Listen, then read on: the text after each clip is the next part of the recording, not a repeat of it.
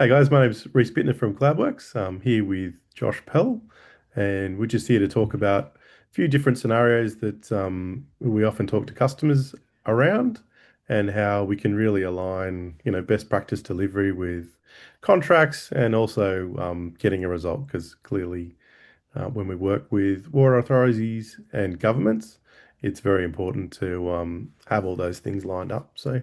Maybe before we start, Josh, I don't know if you could introduce yourself quickly, and then we'll run through a few questions. Thanks, Reece. So, yeah, Josh Pell, delivery director slash industry domain lead.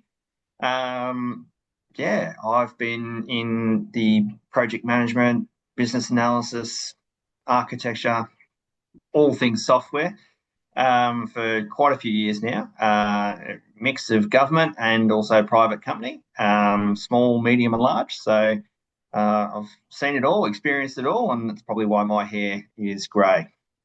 Yeah, I think yours is grey and mine's running away, but that's better than the alternative, so it's all good.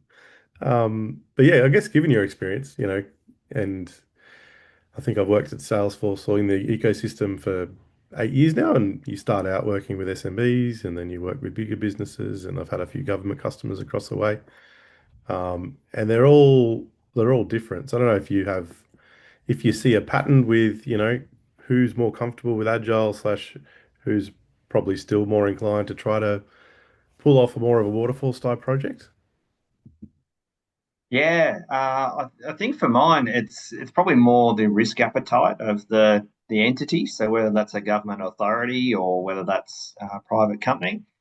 Often your private companies will probably be a little more lean towards more agile practices. But I guess agile doesn't necessarily need to mean a full scrum and sprint plan, these types of things. There's concepts that we can take in. And certainly, in my experience, we've been able to put some of those concepts into, I guess, more highly regulated environments. But it's just sort of picking horses for courses too. But for mine, it's been more around the risk appetite. So people that are very risk adverse or businesses that are risk adverse um, tend to lean towards those more traditional and milestone based things because it gives a bit of security in terms of the project's going to finish here and all the things will deliver. But as we both know, Reece, and as probably everyone is aware in the project delivery space, we can forget about scope sometimes when we focus on time and cost. Yeah, absolutely. I think that's what I was, hoping to talk a little bit more about, because I think, what gets you out of bed in the morning is really attacking those big sort of transformational projects and offering new things to the market. But when you're trying to do that and you're working with a mindset where they might be more comfortable building infrastructure or, running very waterfall type projects where that's probably appropriate. And we're working with a platform where the best thing about it is you can do it in lots of different ways and you can do anything about it with it. And then the hardest thing about it is you can do things in lots of different ways and do anything with it. So I don't know if you've had, you know, a, if there's more industries where agile is a bit of a dirty word, and how we sort of can tackle that, saying, look, we know you're about to chew something that is difficult. You're dealing with us because it's tricky. We have lots of different skills and the right skills to do what you want to do. But then we also more traditionally work in an agile manner. So how do we kind of match those things up in industries where they're not quite used to it? I guess, yeah, well, I guess from what I've seen, it's probably more agile is not necessarily the dirty word anymore. I think everyone understands, or at least I hope they do, the difference between that big A and little a agile, and that we don't necessarily need to go full Scrum or full XP or full insert new buzzword framework for today. It's more about that business understanding to focus on outcomes and value rather than prescriptive requirements and scope and times and costs and those sorts of things. I think we've all seen a business case that's taken 6 months to write, and then we go to market, we go through procurement, and this is both sides as well when we're responding to them. Obviously, in my background, I've been a customer as well, so I've issued them. Uh, nowadays responding to them. And it doesn't get any easier. And it's probably because a lot of that rigidity or risk that I was alluding to earlier, procurement is really trying to remove that risk, which is a great intent. But what we probably find in some of these bigger digital pieces is that we're trying to sell the transformative capability that you're about to bring into the business, and the procurement team, rightly so, I'm not criticizing procurement, but they're going to bring in, it must do these things because this is what the Yeah. business has said it must do to achieve the business case. And straight off the bat, that rigidity between both of us can often cause a bit of conflict. And so I guess everyone tries to iron that out with more traditional milestone based things. But that big business case everyone went and wrote, turns out when we've got into the project that 40% of that was inflated, another 20% of that doesn't exist, and we need another 30% more scope. Yeah. And so we end up in these big detonation events, or as I call them, the bring out your dead party, where we just weren't honest. So I think the ways to get around that is to try and encourage more collaboration between both partner and customer. And then it doesn't matter how we deliver them, as long as we're collaborating. And was there, like in your past roles, like you walked into systems being in a certain state and had to sell to the executive why additional funds or resources and funds were needed to get things back on track? Was there a certain, I guess, message or way of messaging to the executive in that scenario? And every company's different and every executive's different, but is there a theme where it was like, okay, well, we get it, we're not buying like a car, it's different, but we know we need things to be better.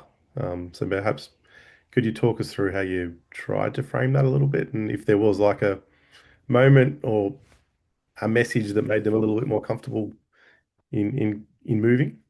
Yeah, I think yeah, project recovery is always tough. You're coming in and it's a Springfield tire fire type event, and where everyone's trying to work out how we fix it, and we have to fix it really fast. And so speed becomes the factor rather than value and why we were doing it in the first place. So that business case and that benefit piece gets tossed immediately out the window because we're in incident mode and we're trying to recover. We need to tick a box that we did that deliverable, but we did it in the thinnest way possible where it's not really going to work for the business, right? Exactly. So recovery is always tough in that regard. I've been very fortunate over my career. I've worked with some amazing executives that either inherited the tire fire with me, or were really strong in understanding. Well, we've got to do it, but we've got to do it well. Um, and I think that ability to have a great and open relationship from me as a project manager, program director, to your executive sponsors, that open relationship is paramount. I mean, we're all tempted to report the old watermelon status report from time to time. Um, don't. You've got to be open, you've got to be transparent. And I think that applies to us as partners Yeah. these days too, is it's open, transparent, and open collaboration between everyone. If we chose not to report correctly or appropriately, and then perhaps even on the business side of these projects chose to report incorrectly, it's going to blow up later. So let's try and get there before the tire fire, ideally, because we don't want people like me having to come in and do recovery. We want to have successful projects and we want to have successful initiatives, and that's us from a partner lens too. I don't think we ever set out to make sure it's a horrible time and digital transformation becomes job losses and inefficiencies. I think everyone sets out with the right intent, but we just forget to collaborate. Yeah. And so when we have that intent, I guess we've touched on a few different stakeholders, right? So there's the people, there are businesses that deliver themselves, but likely when it's a very big piece of work, companies and water bodies and governments go out, work with partners like us, and build up some capacity to deliver something.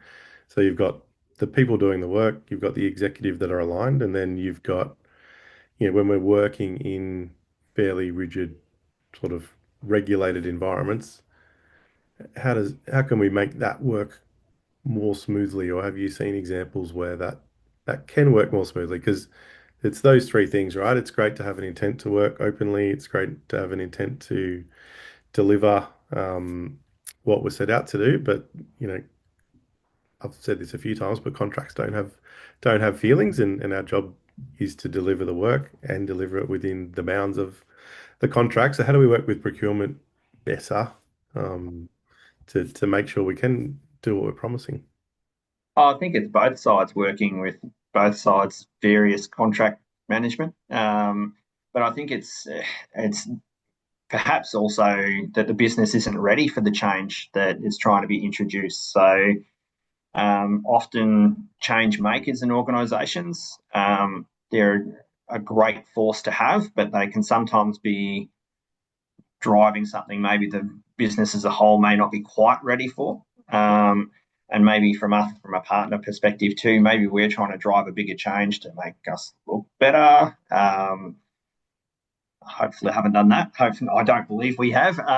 But it's that expectation setting, and that comes all the way from going to market. So if they're out to buy a silver bullet to solve a problem, we're responding to a silver bullet, and then thus therefore someone's going to have to deliver a silver bullet. Now, if we don't, then that's considered failure. But maybe it was the expectation wasn't quite set. So some things I've done is I've really tried to do a lot of things, and from a CloudWorks perspective, strongly believe in this as well as early co-design Yep. and working together to do some early garage projects or proof of value type pieces, because that allows everyone to work together and we Yep. actually get a taste of how they work, how the sponsor works, and those sorts of little small packages of work tend to produce value quickly because they're uninhibited by other things that we tend to try and write into these agreements, Yep. or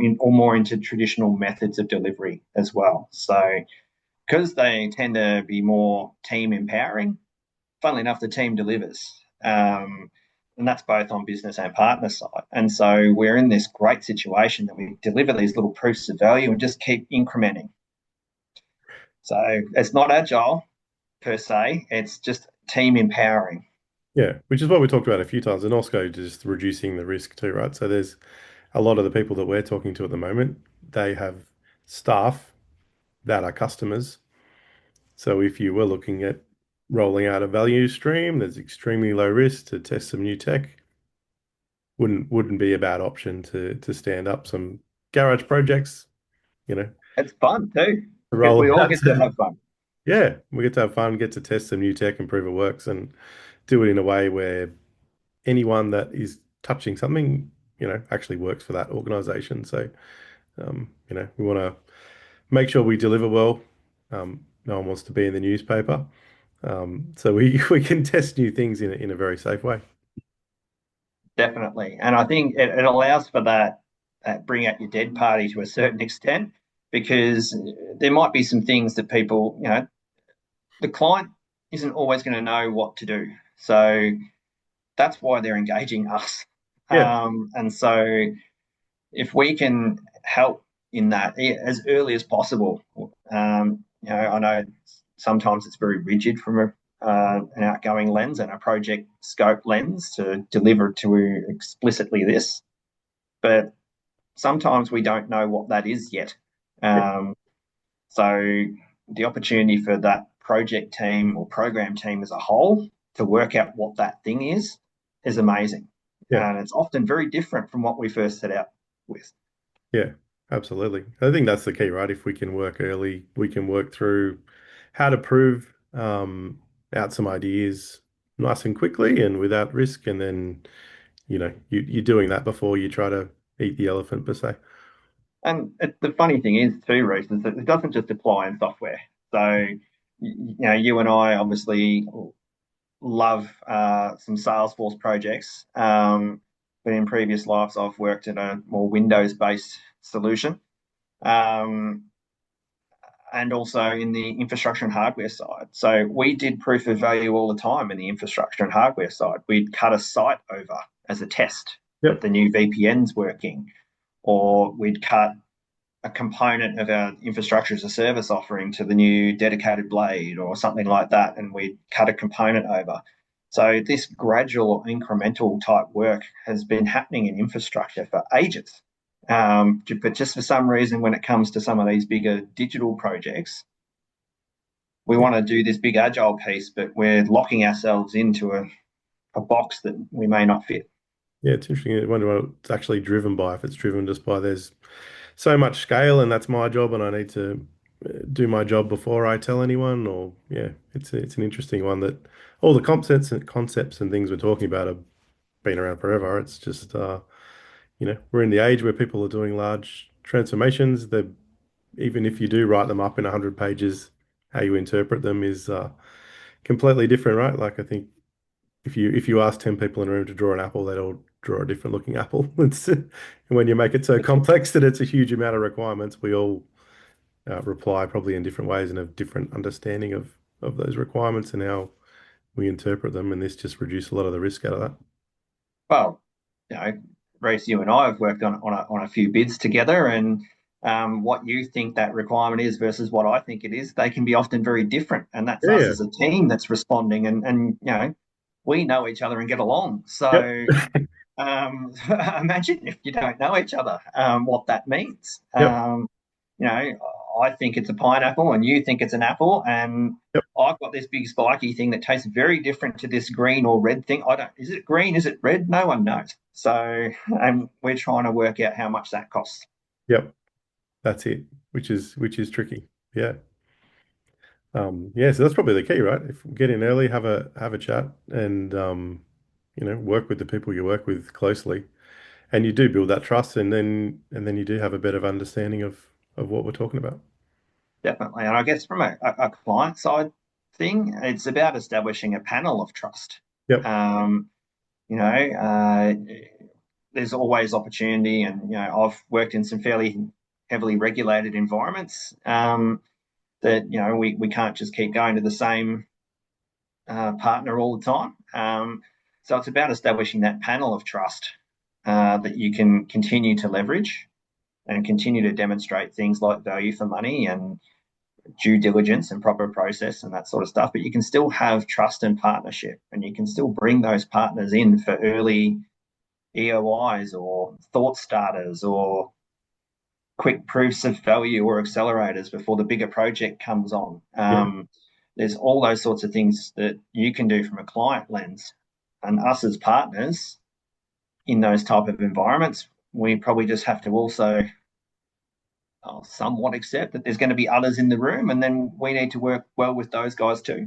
Yeah. Look, to be honest, I think if there's any group of partners that's used to being someone else being in the room would be a Salesforce partner. There's a lot of us.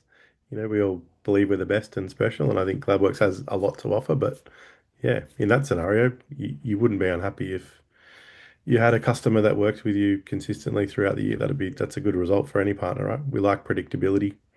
We like to prove that we have value and why you should work with us. But yeah, predictability is really important to our business as well. That's massive. And funnily enough, that predictability can be with some agility as well. So, um, knowing that we're working with these clients or doing these types of solutions, it's awesome. But it doesn't mean that we deliver them the same way. Um, and every client's going to have their different view, their different risk appetite at exec or board or, heaven forbid, shareholder and investor level. That they're going to be able to work to. And so for us, as a trusted partner, it's about us getting in and understanding it. But we've got to put some runs on the board. But Yep. we know, Reece, that we do that through early co-design. Yep. Absolutely. Cool. Well, yeah, I think to be honest, Josh, thanks so much for spending a bit of time and having a chat through those things. I think like a lot of people in all the industries that we work with will take something from that. So yeah, definitely appreciate your time. Love working with you and look forward to yeah, working closely in the next years to come. Awesome. Thanks, Reese. Thanks for having me along and yeah, having a bit of a banter. Talk soon.